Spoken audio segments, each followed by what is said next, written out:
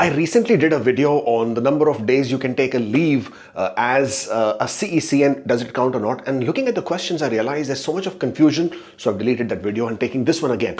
So what you need to understand is, as a Canadian experience class, that IRCC provisions for about 2 weeks of paid vacation to be accounted as part of your work experience. So if you are on a vacation, 2 weeks, whether you're on a vacation outside Canada, inside Canada, it doesn't matter. So 2 weeks is considered as a general rule of thumb that this is a provision for you within your work experience. And if you're gone away or if you've taken this leave, then this is counted as your work experience.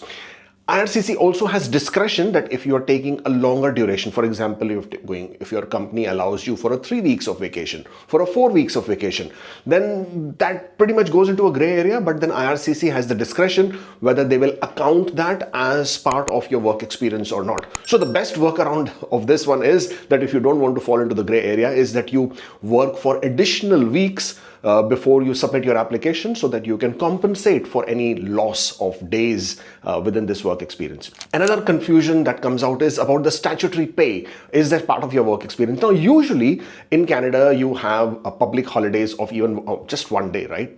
And of course, it is combined with the long weekends, but actually the statutory holidays are just single days, 1 days. And therefore, those are part of your work experience. Your pay stubs still reflects the same number of hours as if you would count. And therefore, that doesn't matter. Any overtime that you are working, that also counts as part of your work experience as long as it is no more than 30 hours per week. So you get a maximum credit for 30 hours per week. The problem happens is when people go away on long leaves. Now, if you have gone away to your home country and you are working remotely from there and you're being paid in Canadian dollars, there are tax deductions, etc.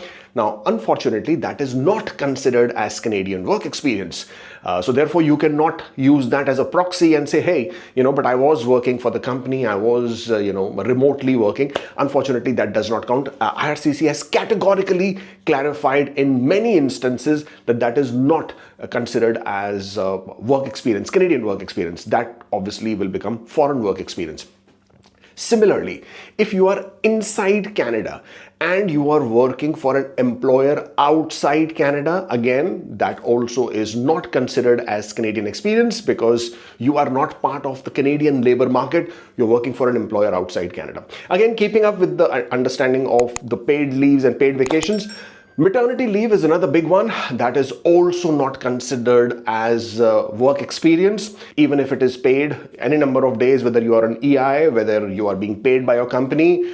From the day you are on maternity leave, unfortunately, that does not constitute as paid work experience or Canadian experience for that matter. Similarly, if you are on any kind of sick leave, if you are on any kind of, disability leave, unfortunately, that also is not considered as Canadian work experience. So I just wanted to clarify this so that you can get this confusion out of your head.